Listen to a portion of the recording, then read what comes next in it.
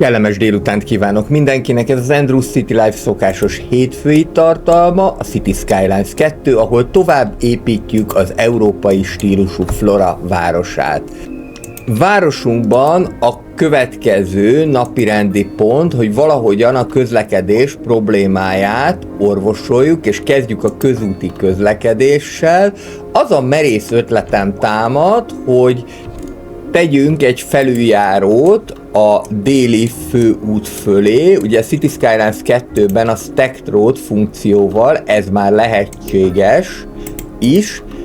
Ügyeskedni kell vele, tehát nem azt mondom, hogy nem kell vele dolgozni, mert hogy közben még itt van a gyalogos felüljáró is, amely ideális esetben majd a kettő közébe tud ékelődni. Ugye azt mondtam, hogy nem fogom bántani ezt a részt, de aztán rájöttem, hogy mégiscsak megpróbálkozom kvázi a lehetetlennel, és fölé fogok építeni egy felüljárót, egyfajta gyorsforgalmi utat. Ebben az esetben, mivel nem engedte egyszerre megépíteni, ezért azzal a módszerrel próbálkoztam, hogy szakaszosan építem meg ezeket az utakat, illetve ahol szükséges, ott akár el is törlöm a gyalogos felüljárót, majd a későbbiekben azt úgyis vissza lehet valahogyan építeni. Ez ténylegesen egy türelemjáték volt, ami eléggé sokáig tartott, de azt gondolom, hogy a végeredmény szempontjából mindenképpen megérte, és egyben el is gondolkodtatott, hogy már micsoda fantasztikus műtárgyakat, felüljárókat lehet csinálni a City Skylines 2 segítségével, mindezt modok nélkül, olyan dolgokat, amelyek talán elképzelhetetlenek voltak még korábbiakban a CS1-ben. Itt a felüljárónak az átvezetése, a gyalogos felüljáró, autópálya vagy gyorsforgalmi út felüljáró fölötti átvezetése csak úgy működhetett, hogyha fölötte tudtuk ezt átvezetni.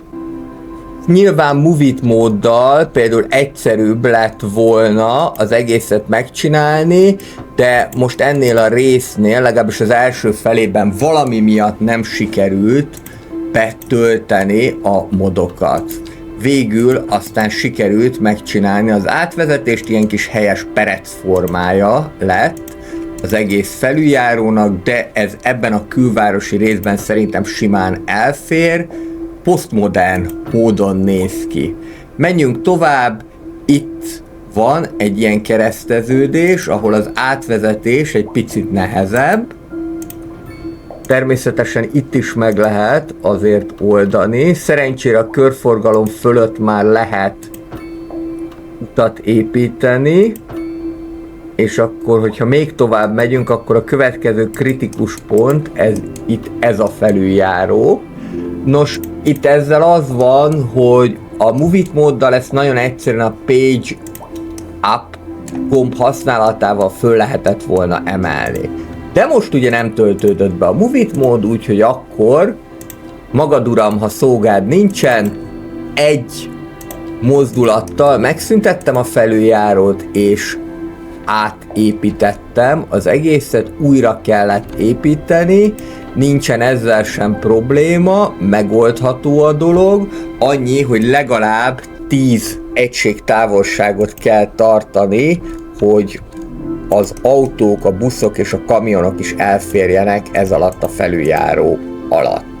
A felüljáró belváros felőli része már kicsit problémásabb, de lehetséges az, hogy a klinika mögött található útig levezessük ezt a felüljárót, és akkor itt még meg kell építeni a hiányzó kapcsolatot, amely szintén nem a szokásos módon fog történni, de szerintem ennyi kitérőt meg fognak tenni az emberek, és fogják használni a felüljárót. Folytassuk a gyorsforgalmi utat.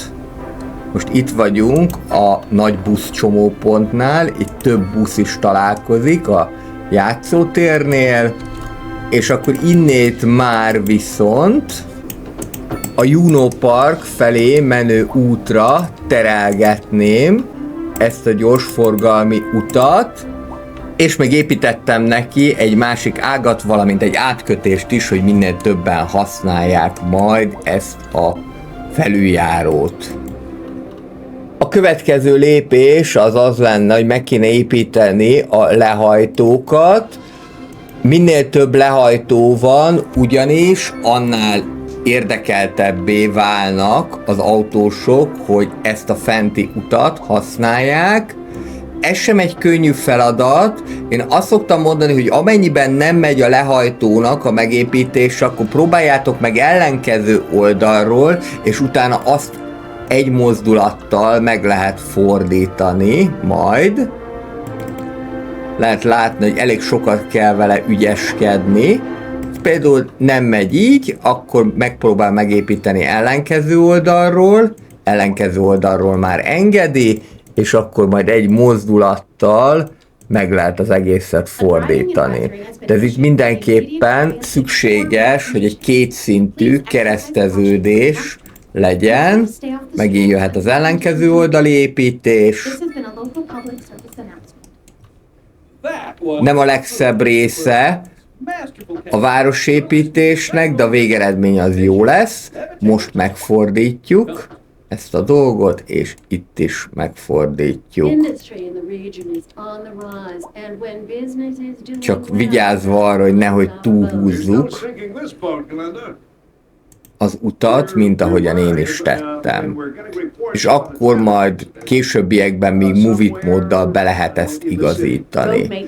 Ide is jöhet egy lehajtó, de itt mivel van ez a perec alakú felüljáró, tulajdonképpen úgy néz ki, mint egy perec, bár hogyha megnézzük, akkor akár másfajta következtetésekre is juthatunk, hogy hogyan is néz ki, milyen formája van, de ez pusztán a véletlen műve.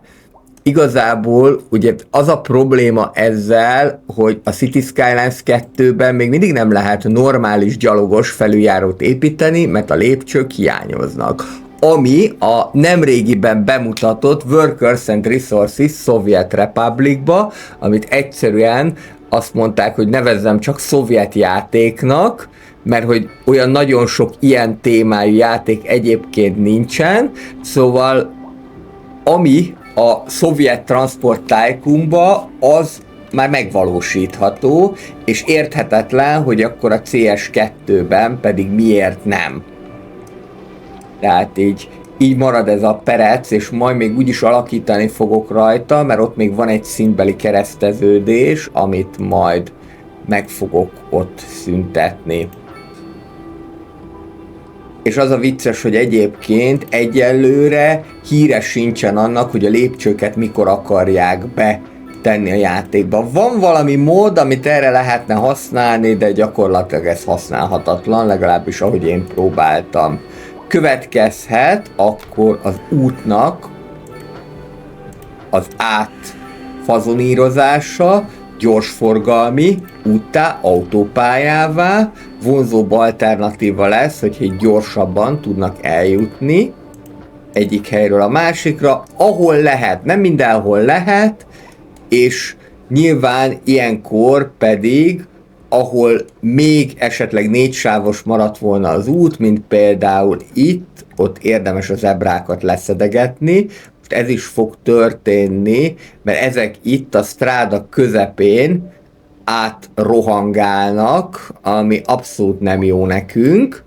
Lassítja a forgalmat, meg adott esetben veszélyes is lehetne, bár gyalogos gázolás az egyelőre nincsen a játékban, autóbalesetek vannak, az elképzelhető, hogy az autó baleset miatt más valaki is megsérül, de az, hogy mondjuk elüssenek egy gyalogost, az egyelőre nincsen. És akkor itt én abba a problémába ütköztem, hogy itt már semmiképpen nem lehetett megépíteni, úgyhogy hagytam így az egészet, és akkor így egy ilyen félperec alakult ki a felüljáró vonatkozásában, ugyanis itt is át tudnak menni a másik részen.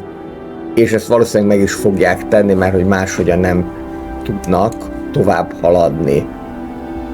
Nézzük akkor tovább az autópálya építését. Én szeretem általában először 2x2 sávos útként megépíteni, és utána majd átalakítom rendesen autópályává.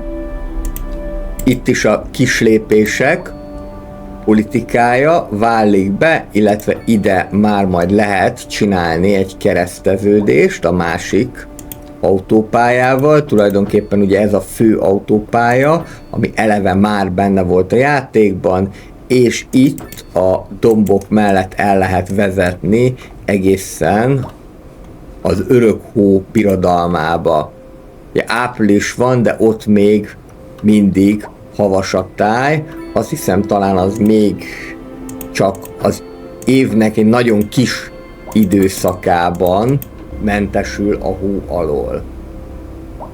Itt pedig már nem erőltetném a strádát, elég az, hogyha idáig tart, ez, hogy itt még mi lesz, lehet, hogy ipari terület, de az is lehet, hogy lakó épületek, majd amikor már erre igény mutatkozik. Nem mellesleg azzal, hogy alakítjuk át strádává az utat, elég sok tapasztalati pontot lehet nyerni. Jöhet kereszteződésnek a megépítése. Itt a lehető legegyszerűbb kereszteződést próbálom építeni, úgy, hogy azért nagyjából szimmetrikus legyen ez a kereszteződés, ami azt jelenti, hogy ne legyenek nagyobb ilyen kilógások. Most például ezt még itt simán lehet nagyobbra építeni. És akkor innét tudnak majd lehajtani a fő autópályáról erre a gyorsforgalmi útra.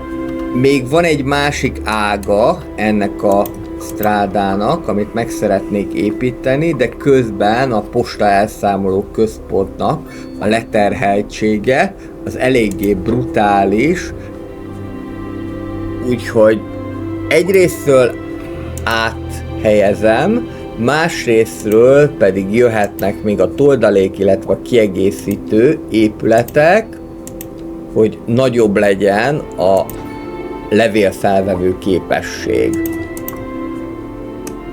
Még így sem tökéletes, de már talán jobban fogják tudni kezelni ezeket a leveleket. Nem tudom, egyébként lehet, hogy van összefüggés aközött, hogyha az internet lefedettség gyengébb, akkor a postaszolgáltatásokat jobban veszik igénybe. Építsük tovább ezt az autópályát, most az lenne a feladat, hogy itt az északi részre is be tudjuk kötni. Sikerült összekötni, mehet tovább, és akkor itt már egyelőre a villamos mentén fog haladni a stráda, aztán majd úgyis meglátjuk. Ez még nagyon messzire van, mire idáig fog terjeszkedni a városunk. Annyit viszont megteszek, hogy ide a végére beteszek 2 darab lehajtót.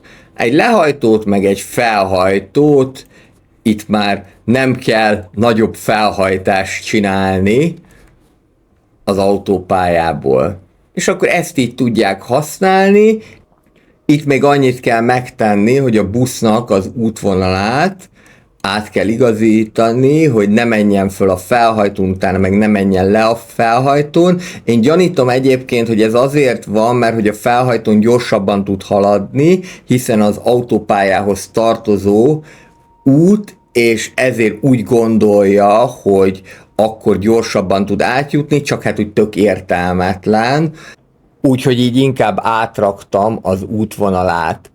Nézzük akkor, hogy mi a problémája a mi városunknak. Nagyon egyszerűen megfogalmazva az, hogy semmilyen kereslet nem mutatkozik a rezidentálok iránt. Ezt gyanítom, hogy a játéknak egy bugja, mert közben viszont kiemelkedő halálozási hullámmal is számolhatunk. Most egyelőre annyit tudunk tenni, hogy rengeteg commercialt építünk, de ezzel is az a probléma, hogy ugye commercialt csak oda lehet építeni, ezt már nagyon jól tudjátok, ahol sárga vagy zöld alul a terület, így azután, ha nem commercialt építünk, akkor maradnak az irodák, amiket viszont meg tudunk építeni. Irodát építeni amúgy abból a szempontból nem egy haszontalan dolog, különösen a nagyobb méretű irodát, hogy ezek rengeteg pénzt hoznak, tehát a fő bevételi forrásunk tud lenni, és akár ezt az óránkénti bevételt több ezerrel is meg tudják dobni. Ide még mindenképpen kicsi irodákat szánnék, egészen egyszerűen azért, mert hogy a városképben nem illene az, hogyha ide nagyobb méretű felhőkarcolókat építenék, bár szokott olyan is lenni, hogy mondjuk először azt mondom, hogy nem illik oda, gondolkozom rajta, aztán mégis megépítem oda a nagyobb méretű felhőkarcolót, aztán végül mégis tök jól néz ki, de most jelen esetben inkább a kisebb méretű irodákat érzem ide validnak. Mindezek mellett pedig ezen a szinten szerintem már érdemes úgy építkezni, hogy nem egy teljes városrészt alakítunk ki, hanem csak egy-egy épületet építünk meg, hogy olyan természetesen épüljön be az egész környezet. Nekünk is jobb, mert megszokja a szemünk, hogy itt van 3 darab iroda, vagy 4 darab iroda, és akkor utána majd lehet ezt fokozatosan bővíteni.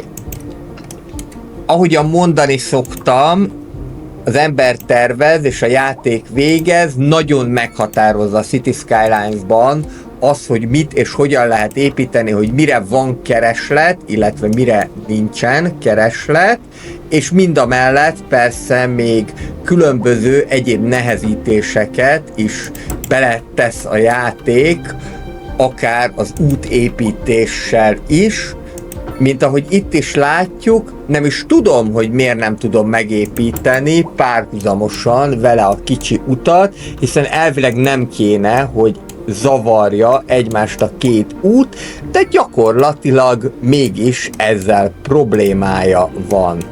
Ide pedig már semmiképpen nem építenék kereskedelmi negyedet, mert csak bezavarna ebbe a történetbe. Itt pedig megint csak inkább azt csinálnám, hogy a fásítás, bokrosítás eszközét venném elő. Tudjátok, ezt is mondtam már, lélegezzen a város, nem kell mindent agyon zsúfolni. Viszont ide, mivel nagyobb forgalomra számítunk, szintén szeretnék kialakítani egy ilyen kör alakú felüljárót annak érdekében, hogy meg lehessen szüntetni itt a szintbeli gyalogos kereszteződést.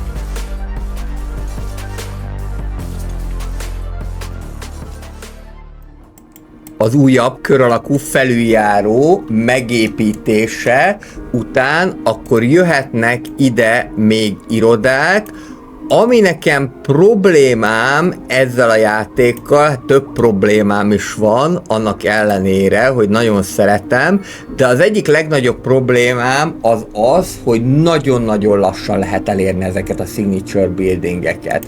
Tehát most már a 12. szinten vagyunk, több mint 20 000 lakossal, és már körülbelül egy 8-9 órája egészen biztos, hogy játszunk, ennyi az összjátékidő, és mégis nagyon-nagyon távol vagyunk, még mind a kereskedelmi negyedes signature buildingektől, mind pedig az irodai signature buildingektől. Ezt jó lenne, hogyha változtatnák, vagy tennének bele a játékba olyan újabb signature buildingeket, amelyeket akár könnyebben el lehet érni. Ide pedig mindenképpen gyárnegyed fog kerülni, nem lesz ez itt túl zsúfolt, bár megjegyezném, hogy nekem mindig a legnagyobb problémám a gyárnegyedekkel volt, már a City Skylines 1-ben is, hogy elég monoton képet tudtak mutatni. Nyilvánvalóan azért egy gyárnegyednek nem kell feltétlenül a szebben kinézni, de azért valami változatosság az nem ártana. Jelen pillanatban, erről talán még nem volt szó, kétfajta gyárnegyed épület található a játékban, a gyárak és a raktárak, értelemszerűen a raktárak inkább a kisebb épületek, a gyárak pedig a nagyobb épületek, és ezek ugye fejleszthetőek, tehát 5. szintig tudjuk a gyárakat fejleszteni.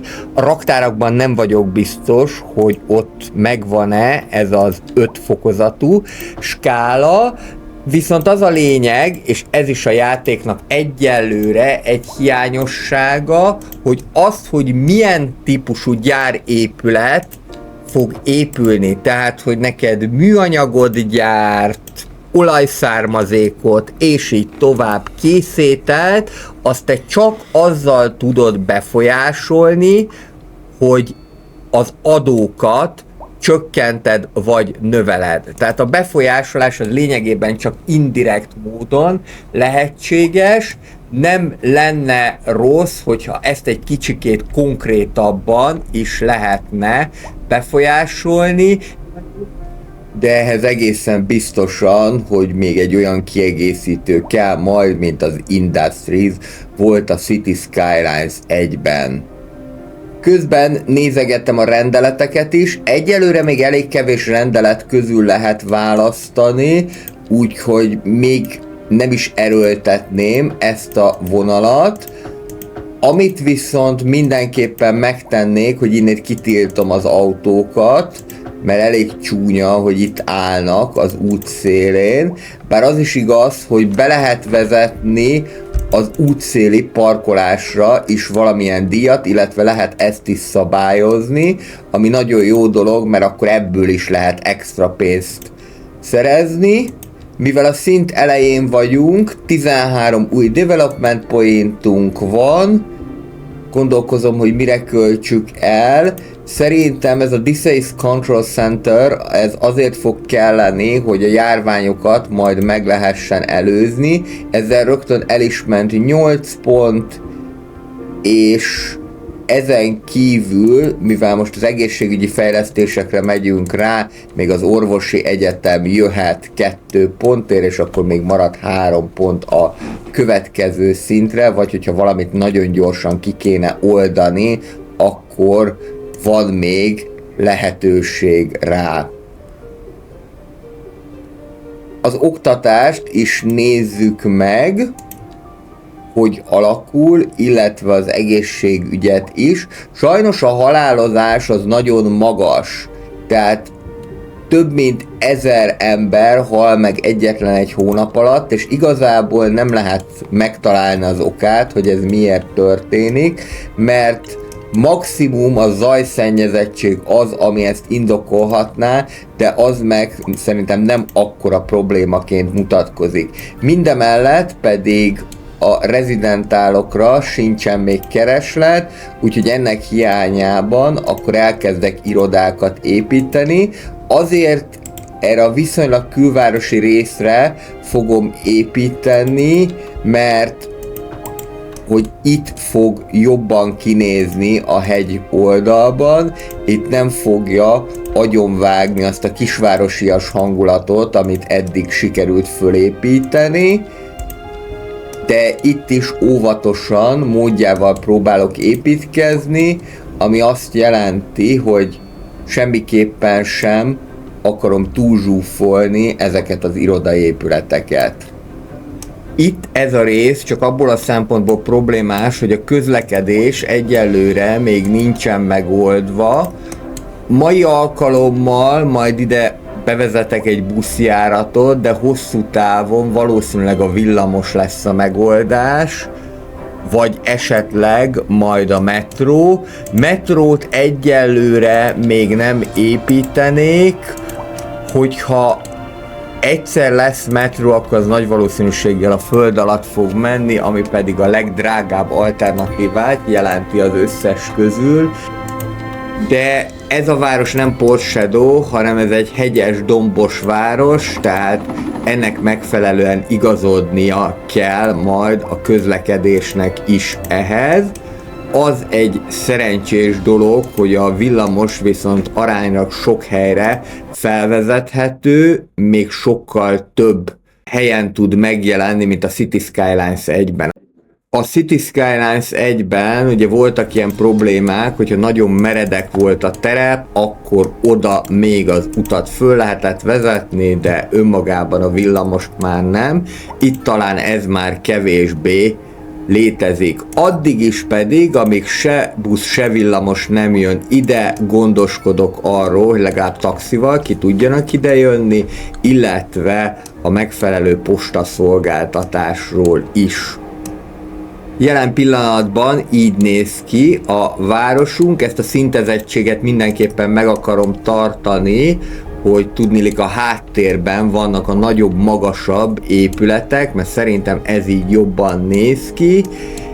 Egyelőre még igazi városközpontról nem beszélhetünk, ez majd szerintem csak a túlparton fog igazából kialakulni, bár a vasútállomás és környéke az már mondható ilyennek, hogy ez egy városközpont lenne, de ugye különböző helyen van a vasútállomás, a nagybuszállomás, amit még be sem kapcsoltam, illetve a városháza is, tehát mindenképpen majd kell egyfajta egységesítési törekvést végezni ennek érdekében. Az egy igen komoly békjogként jelentkezik, hogy nincsen kereslet a rezidentálokra, és most ennek az okait próbálom meg kitalálni.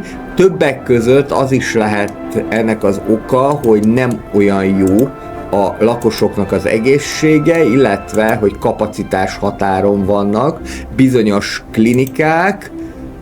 Ezt úgy fogjuk tudni megoldani, hogy hozzárendeljük csak az adott területhez az adott kicsi vagy közepes klinikát, illetve még egy új klinikát is kapnak itt a Minerva Orbis részen, és akkor így ki lehet terjeszteni a Minerva Orbis kerületet egészen az autópálya hídjáig meg lehet csinálni, valamint Vulcanust is. A posta elszámoló központ az már mehet a gyárnegyedbe. Egyelőre olyan nagyon komoly jelentősége még nincsen, bár bizonyos környezetvédelmi lépéseket a Vulcanuson belül majd meg fogok tenni. És itt is, mivel ez már nagyon ipari agrárterület, itt is ki lehet terjeszteni a Vulcanust. A börtön természetesen mehet a gyárnegyedbe. Ez az olajmező, ez nem feltétlenül a legszerencsésebben néz ki a Vulcanus északi részén, de majd azt a későbbiekben meg fogom csinálni, hogy ne legyen ennyire csálé, illetve mögötte is rendesen meg legyen építve az út. Itt viszont a Vulcanustól elvettem ezt a részt, hogy tisztán csak a gyárnegyed jelenjen meg ebbe a kerületbe, és itt egyrésztről kiterjesztem a Vesztát a kicsi kertesházas részre, másrésztről pedig egy vadonatúj kerületet hozok létre, mivel itt nagyobb részben találhatóak kereskedelmi negyedek, illetve irodák, ezért ezt az új kerületet a kereskedelem római istenéről neveztem el, aki nem csak a kereskedelemért, hanem egyébként a közlekedésért is felelt, Mercuriusról, és mivel itt található a főpályaudvar is, ezért megfelelő választásnak éreztem ezt a nevet. Viszont Mercuriusnak a közlekedését a későbbiekben majd jobban meg kell teremteni. A kerületek megrajzolása után következzen egy nagyobb feladat, be kéne indítani a nagyvasúti kötöttpályás közlekedést a városon belül, ehhez pedig a vasút mentén alakítom ki az állomásokat. Nem egy egyszerű dolog ez, tekintettel arra, hogy eléggé erőteljesen beépítkeztem ezekkel a vasútvonalakkal, tehát eléggé szoros helyen találhatóak, de itt a Vulcanus részen már rögtön sikerült is egy vasúti megállót kialakítani. Most egy kicsit meghosszabbítom a felszíni részét a vasútnak, még ezt az utat eltakarítjuk, és akkor már van is egy megállónk. A második megálló az értelemszerűen majd a főpályaudvar lesz. Ezt egyébként movit móddal nagyon remekül föl lehetne emelni. Most egyelőre, még mielőtt beindítanám, csak átnevezem. Közben nézem, hogy hol van vele közlekedési kapcsolat, mert ez egyáltalán nem mindegy, hogy legalább egy busz, vagy jobb esetben villamos kapcsolat legyen az adott vasútállomáshoz.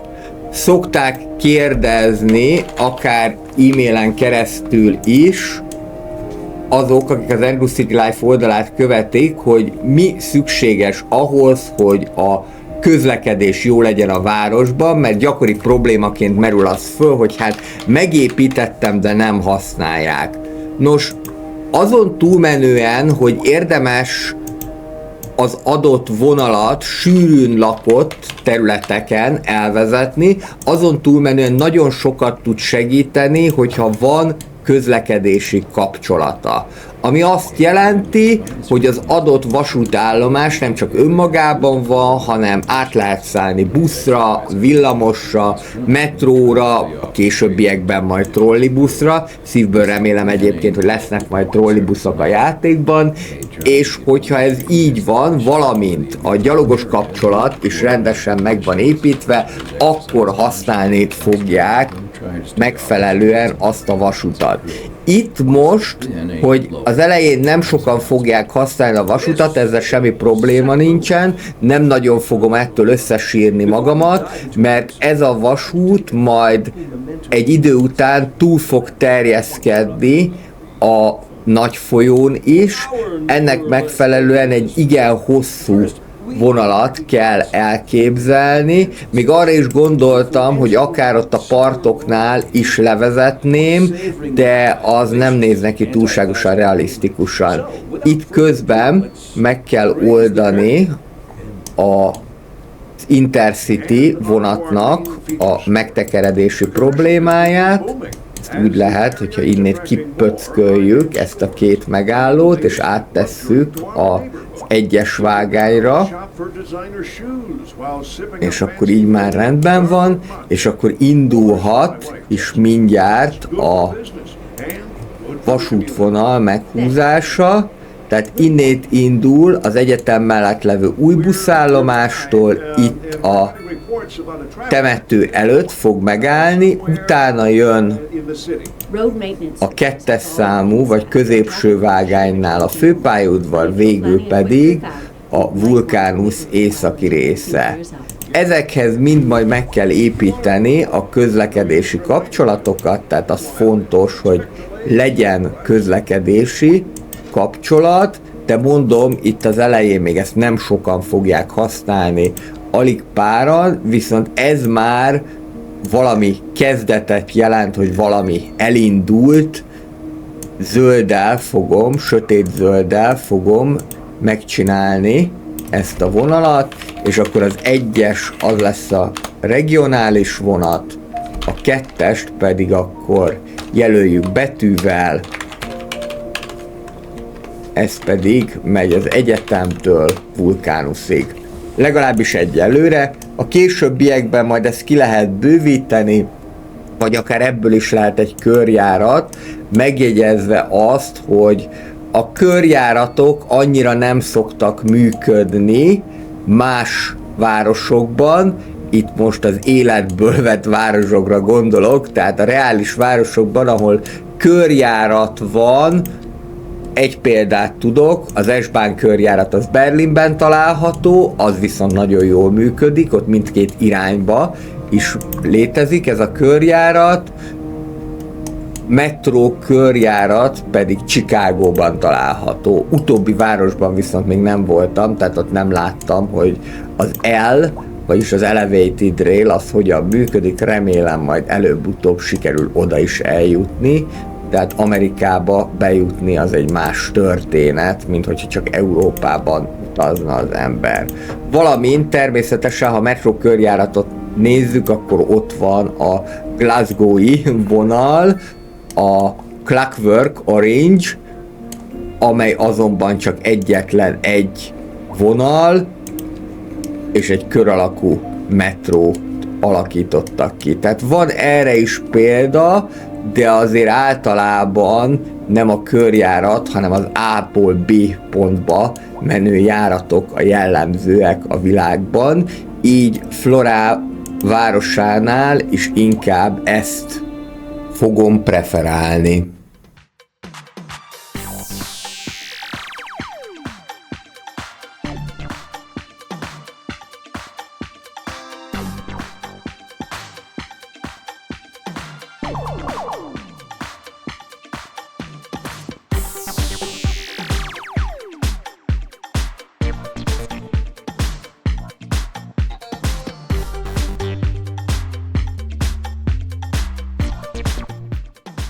Miután már több mint 1 órája játszottam, eléggé rémülten szembesültem azzal, hogy a lakosság nagyon nagy mértékben csökkent, csak ebben a részben közel 1500 embert veszítettünk el, és hogyha arra az időintervallumra nézem, amikortól kezdve a kereslet megszűnt a rezidentálok iránt, akkor ez a szám akár 3-4 ezerre is rúghat.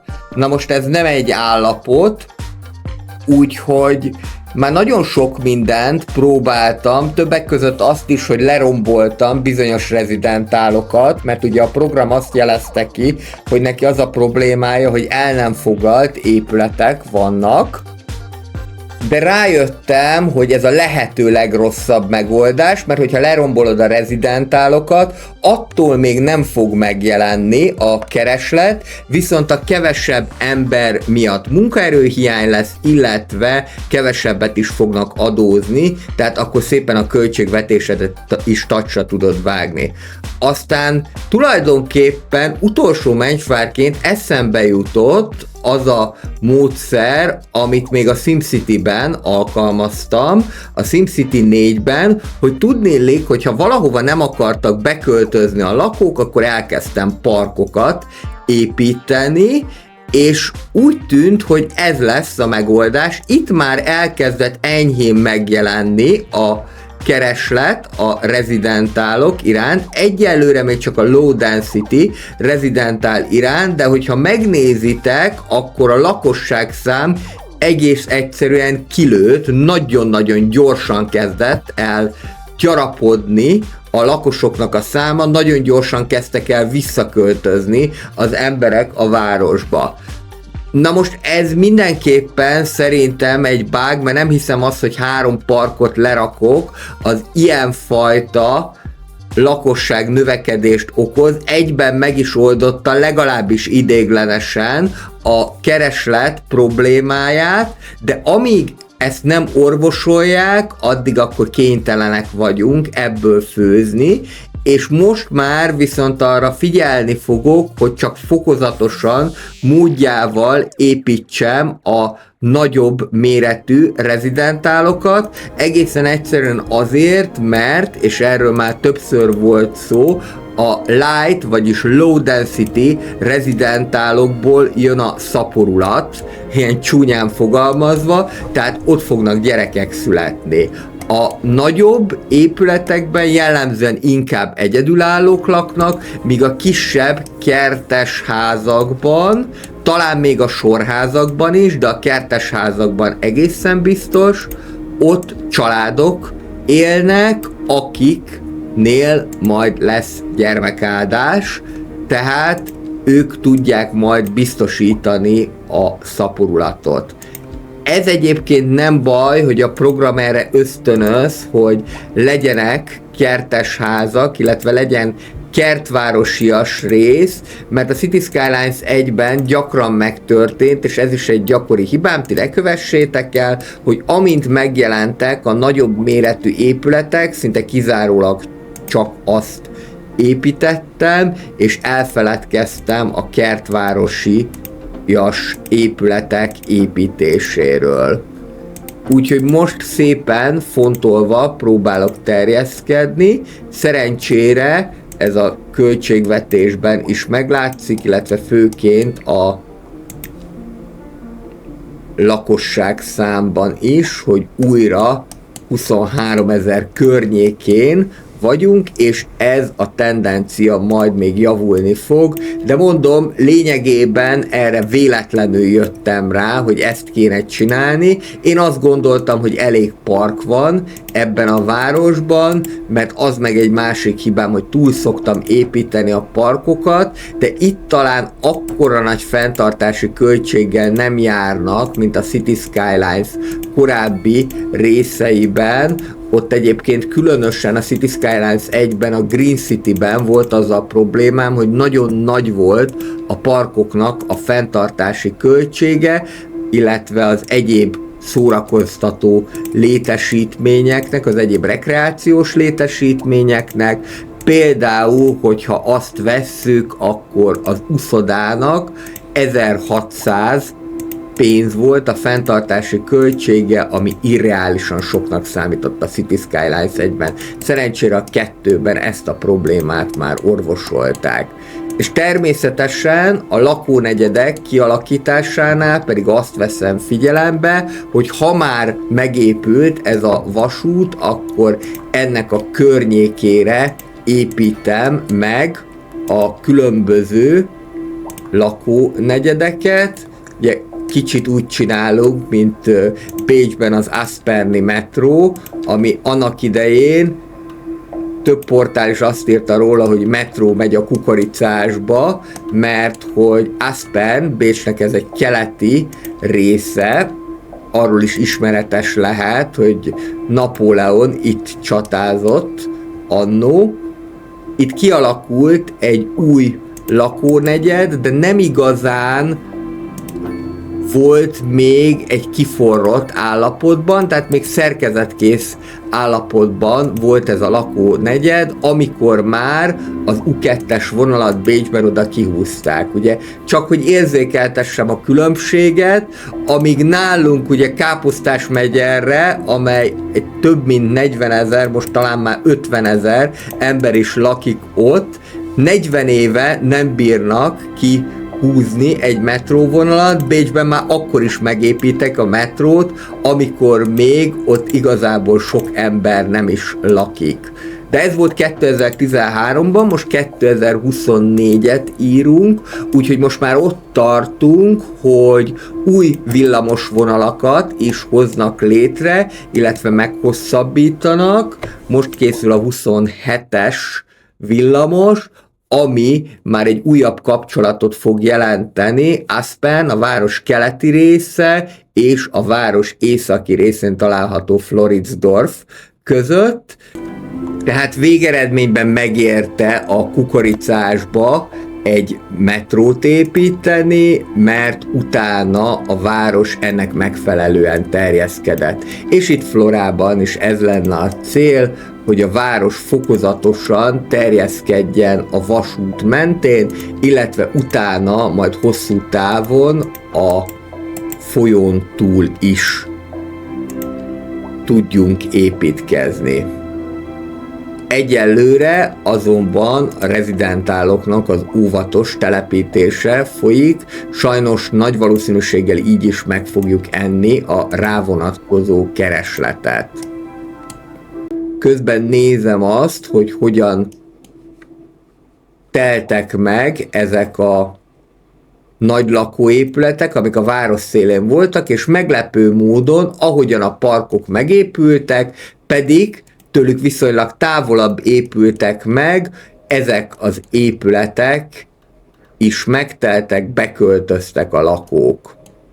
Úgyhogy ez a parképítés, ez valószínűleg egy Jolly Joker nem csak a SimCity-ben, hanem itt is beválik. Közben pedig akkor, amíg én itt nagyban építkezek, és megint megeszem a high density rezidentálokra vonatkozó keresletet, csak azért figyeljünk az egységes építkezésre, közben akkor mondanék egy pár szót a City Skylines-szal kapcsolatos hírekről. Jelen pillanatban úgy állunk, hogy a játék értékelése nem kevés, tehát 4, illetve 5 számjegyű felhasználó véleménye alapján 58, illetve 53%-os, amellyel még mindig a vegyes kategóriában található a játék, 53% az összesített értékelés, tehát ebben benne van a játéknak a gyengélkedése is, illetve 58%-os a legutóbbi értékelés, tehát valamivel jobb, mint az összértékelés. Ez még nem azt jelenti, hogy ez olyan nagyon sikeres játék, de talán már kikerült a veszélyzónából, különösen, hogyha ezt az 58-53-at vesszük, akkor ez a patchek megjelenése előtt 52 és 48 volt. Jó kérdés, hogy mit fog hozni a jövő. A Colossal Orders-nél már visszajöttek a szabadságból, az eredeti terv az valószínűleg az lett volna, hogy a Detailers patchet azt ezekben a napokban kapjuk készhez, ehhez képest már július elején sikerült ezt megalkotniuk, ami nagyon jó. Most jelen pillanatban a 2 Content Creator packre várunk, a Modern Architecture és az Urban Promenade-re, amely jelen időzítés szerint is 2024 harmadik negyedévében jelenik meg, valamint az egyik rádióállomás is, a másik rádióállomás pedig 2024 negyedik negyedéve. Nekem van egy olyan érzésem, hogy annak érdekében, hogy ez fokozatos lesz, legalább az egyik Content Creator packet el fogják halasztani a negyedik negyedévre, de volt már arra példa a City Skylines 1 történetében is, hogy egyszerre kaptunk 2 vagy akár 3 Content Creator packet is. Amikor ezt a videót én készítem nektek, akkor 2024. augusztus 29-ét írunk, és szeptember 3-án fogjátok látni a szokásos hétfői időpontban. Én azt gondoltam, hogy már augusztus végén kapunk valami hírt a Content Creator packekről, de lehet, hogy mire ezt a videót már látjátok, már ez múlt idő lesz, tehát tudni fogunk arról valamit, hogy mi a helyzet ezekkel. A nevükből ítélve valószínűleg a nagyvárosias életet próbálják ezzel erősíteni, illetve a modern épületek fognak megjelenni. amelyek nyilván ráférnek a játékra.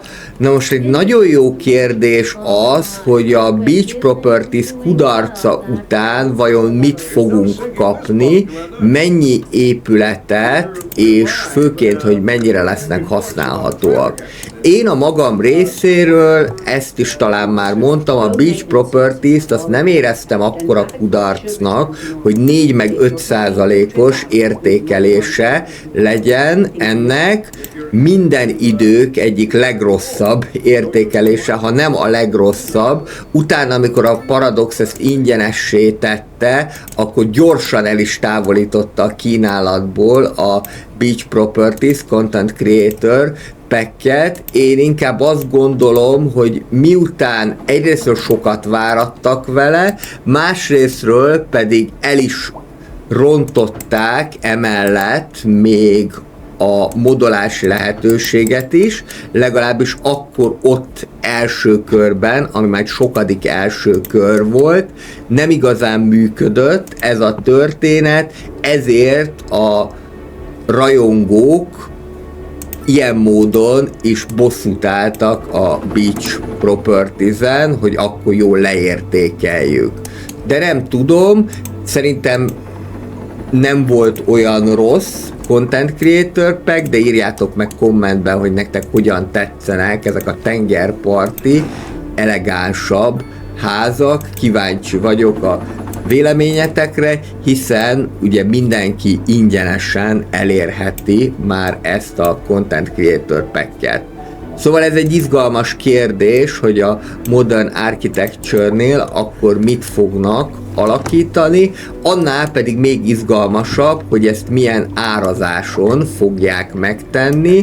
Sajnos az a tapasztalat a játékokkal kapcsolatosan, hogy egyre drágábbak. Tehát míg régebben egy 10-15 eurós kiegészítő már drágának számított, most már ez teljesen elfogadott, ha pedig az alapjátékokat nézzük, ott aztán igazán elszálltak az árak, tehát nem hittem a szememnek, hogy például a Civilization 7, ami tényleg egy nagy névnek a nagy folytatása, erről egyébként majd lesz is külön videó, amint időm lesz rá, majd akkor azt is megcsinálom, hogy mire számíthatunk a Civ 7-ben, szerintem. De például a Civilization 7 az nem kevesebb, mint 70 euróba fog kerülni, és ez csak az alapjáték. Na most 70 euró az testvérek között, és 28 000 forint, tehát úgy tűnik, hogy a drágulás az sajnos a játékpiacot is elérte. Nyilván ez azért is volt, mert a grafikus motorok készítői is drágítottak ezeken a licenszeken, illetve hozzáféréseken, mégis egészen meglepő, hogy milyen árakat tudnak megállapítani. Kivétel azok a kiadók, akik még fiatalnak számítanak, ők tudnak alacsonyabb árazással dolgozni, nem is csak az, hogy tudnak, hanem rá vannak kényszerítve, hogy alacsonyabb árazással dolgozzanak, hiszen nekik még be kell vezetniük az adott nevet, az adott brandet a piacra, tehát éppen ezért érdemes lehet körülnézni az ígéretesebb fiatal készítők között is. No pláne azért, mert hogyha valaki mondjuk egy frissebb cég, akkor még nem feltétlenül minden arról szól, hogy pénzt csináljon a játékból, meg akarja mutatni magát. Például, hogyha most azt mondom, hogy Workers and Resources, Soviet Republic, hát mennyi mindent kaptunk már rögtön az elején, pedig csak az alapjátékról van szó. Most egyébként már ezt is 40 euróval árazzák, de ezért a 40 euróért cserébe nagyon-nagyon sok mindent lehet kapni. Már az alapjátékban benne vannak például a trollibuszok, a felüljárók, a metró, és így tovább, és még meg annyi más dolog, tehát én már készítettem egy gameplayt ezzel kapcsolatosan, de ezt a sorozatot mindenképpen folytatni fogjuk, már csak abból adódóan is, hogy mennyire szeretitek a játékot. Ez nyilván először a Twitch-en fog megjelenni, majd utána pedig a YouTube-on is látható lesz. Szóval azt mondom, hogy érdemes lehet beruházni fiatalabb versenyzőkbe is, mert ott még inkább az motiválja őket, hogy minél többet mutassanak meg az adott játékból, minél több dolgot kaphassunk egy játékkal. Szintén bugnak gondolom, bár nem tudom, hogy másnál is előfordult, de ez a nagymértékű halálozás a városon belül. Most szerencsére lakosságszámból már jó ki vagyunk combosodva, mert már közelítjük a 30 000-et e tekintetben, viszont a halottak száma az nagyon-nagyon sok, és a krematóriumok és a temető sem tudja ezt feldolgozni. Egyébként egy érdekesség a City Skylines 1-hez képest, hogy a City Skylines 2-ben a krematóriumok olcsóbbnak számítanak a fenntartás szempontjából, mint a temetők. A City Skylines 1-ben ez fordítva volt, ott érdemesebb volt temetőt építeni, itt viszont érdemes lehet akár úgy is megoldani az elején a halálozási problémát, hogy nem is temetőt építünk, hanem csak krematóriumot tartunk fönn. Na most nekem ez már azt hiszem, hogy a második vagy a harmadik nagy kifejlesztett krematóriumom, és még ez sem elég. Lehet, hogy mindezt a forgalmi problémák is okozzák, hogy lassan tudnak odaérni a halottas kocsik a rendeltetési helyükre, de ennek ellenére is több mint 1000-es halálozási számmal számolhatunk havi szinten. Ami nem kevés, és egyelőre még nem derült ki, hogy mi lehet ennek az oka, de az minden esetre látszik, hogy a krematóriumok egyelőre nem tudnak földolgozni ilyen mértékű halálozást, úgyhogy ez majd egy izgalmas kihívás lesz, hogy itt mit lehet majd ezzel kezdeni. Ugyanez igaz az oktatásra is, de itt sokkal inkább tartható a helyzet.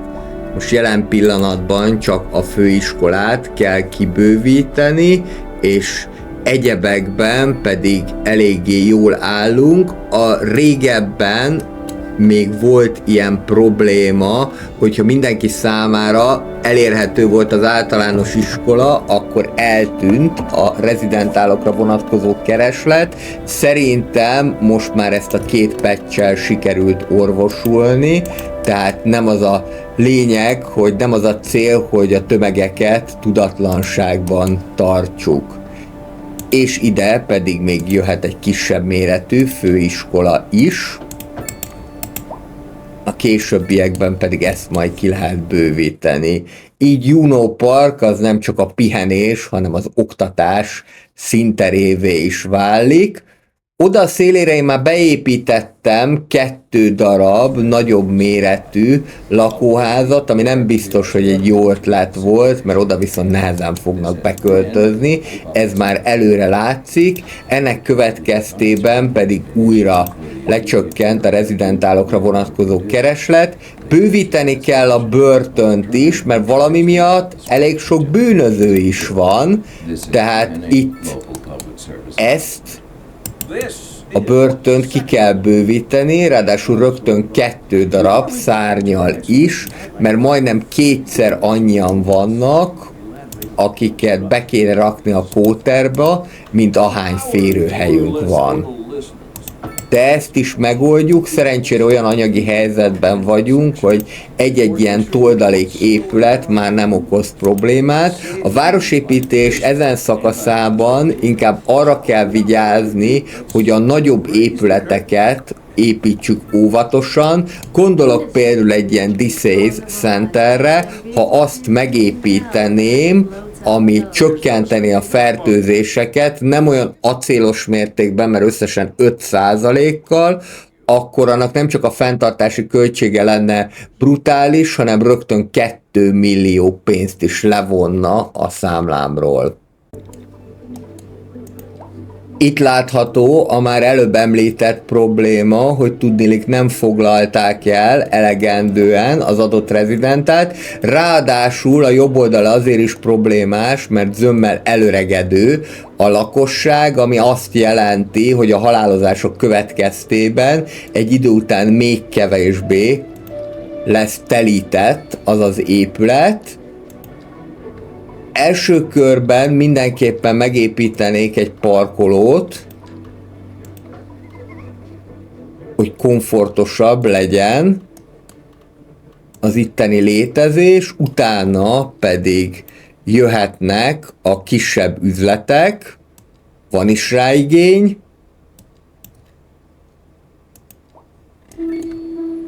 és akkor majd fokozatosan fogunk itt terjeszkedni, a sineken innen és a sineken túl is. Egyelőre még csak kevesen használják a vasutat, de ez idővel majd változni fog. Ez be volt kalkulálva. Ha minden kötél szakad és nagyon csehül állnánk anyagilag, akkor még mindig ki lehet kapcsolni, vagy akár meg is lehet szüntetni ideiglenesen ezt a vonalat. Szerintem ez eléggé jól néz ki, hogy így egy ilyen bevágásban megy a vasút, és akkor itt meg is érkezünk a végállomásra. Ez egyelőre még ilyen rövid, de mint mondtam, ez majd változni fog, viszont lehetőség szerint elkerülném a körjáratokat. Le lehet rakni akkor a börtönnek a következő szárnyát, mert a magas bűnözés miatt még mindig panaszkodnak. Ugyan most nem telített a börtön, de hogyha ránézünk a bűnözési statisztikára, akkor jóval többen vannak szabadlábon, mint az indokolt lenne. Közben már megint elkezdett csökkenni a népesség, de mivel most hirtelen megnőtt majdnem 10 000-rel, ezért emiatt olyan nagyon nem fáj a fejem. Ide a Mercurius külső részére még be lehet építkezni, ide pedig kerülhet egy kis levezető, felüljáró. Minél több kapcsolat van a külvároshoz, annál jobb. És akkor erre a részre majd mindenképpen szeretnék egy új buszjáratot is, és utána pedig majd valószínűleg nem lehet elkerülni azt se, hogy kötött pályás közlekedés, vagyis villamos menjen erre. Itt a zónák feltördelése helyett pedig inkább választom azt a megoldást, hogy gyalogutak legyenek, és akkor itt sokkal realisztikusabban, élhetőbben lehet majd kialakítani a pályaudvar melletti részt, valószínűleg majd medium rezidentálokkal, amint erre igény mutatkozik, vagy esetleg kereskedelmi negyedekkel, de mindenképpen a szintezettség jegyében kisebb épületeket tervezek. Ide mögé sajnos azért kellett beépítkezni, mert mutatkozott rá igény, hogy legyen itt is commercial, de most már ez így marad, legalábbis egyelőre. Aztán majd még ezen lehet változtatni, csak azért, mint mondtam, ez egy komoly békjó, hogy hogyan alakul a rezidentálokra vonatkozó kereslet. Ezek után következzék az új buszvonal jelölése, amely már a 8. lesz Flora város életében.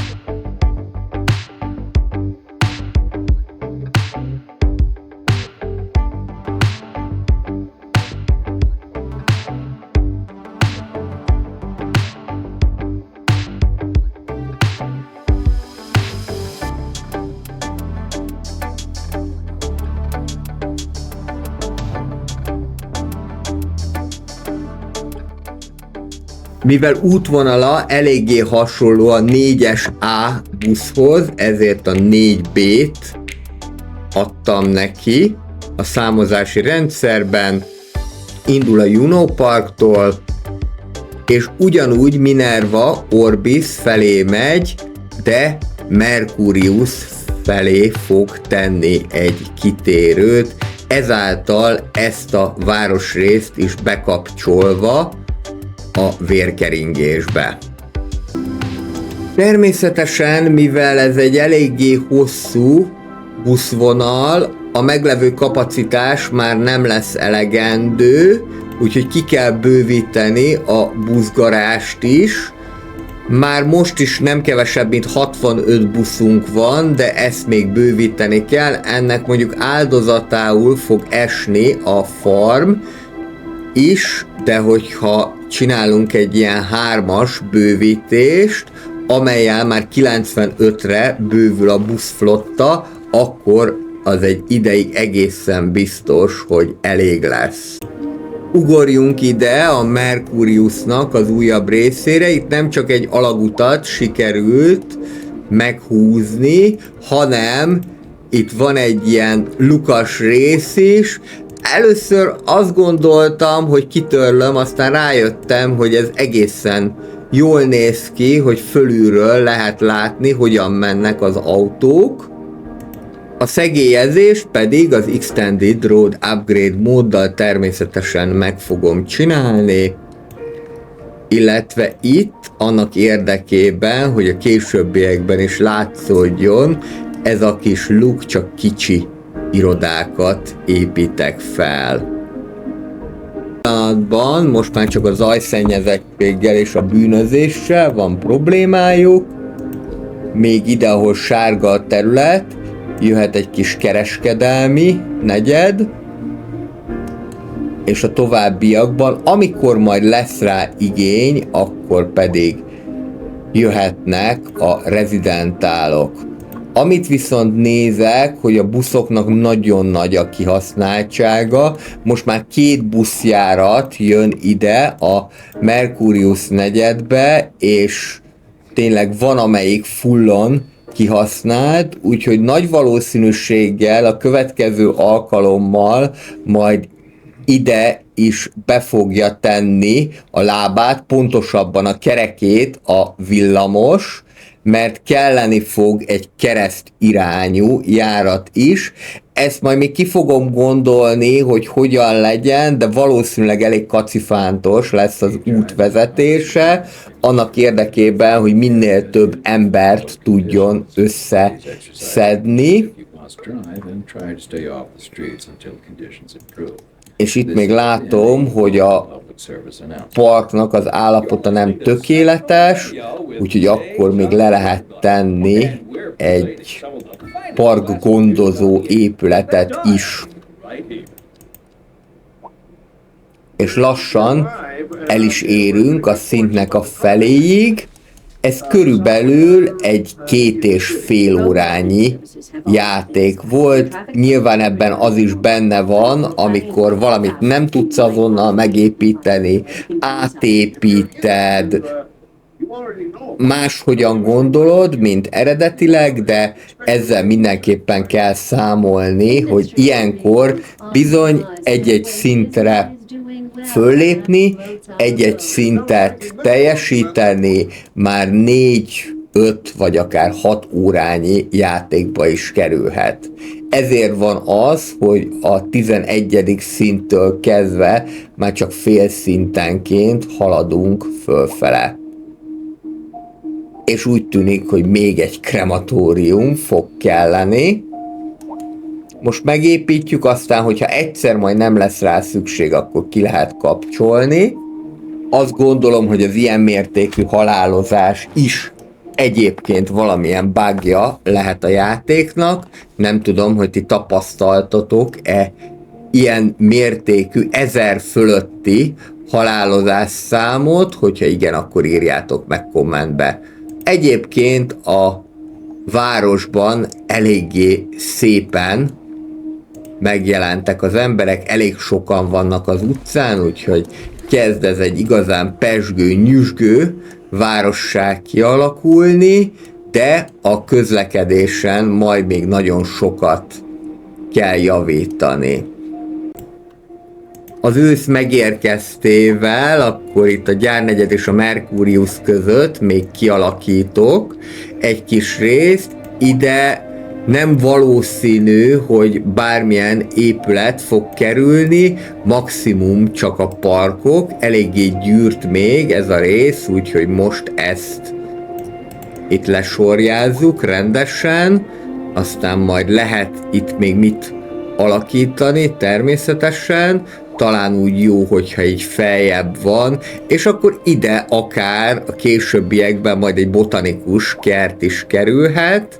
Azt megcsinálom, hogy a szegélyezettség az meglegyen, hiszen az nagyon jól néz ki.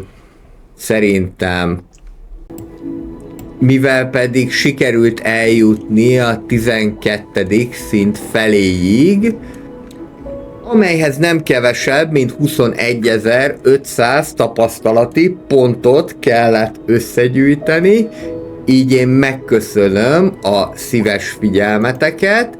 Ez lett volna a hétfői City Skylines, a jövő héten folytatjuk, és már egy villamos vonalat is fogunk ide a Mercurius részbe építeni, amely nagyban fog majd azon segíteni, hogy az észak-déli irányú közlekedés is megvalósuljon a városban. Mielőtt még elkapcsolnátok, a héten lesz még egy városépítős játék, ez a Memoria Police, egy vadonatúj városépítő játék, amely történelmi távlatokba helyezi a városépítés, és több különböző korszakban tudjuk próbára tenni a tudásunkat.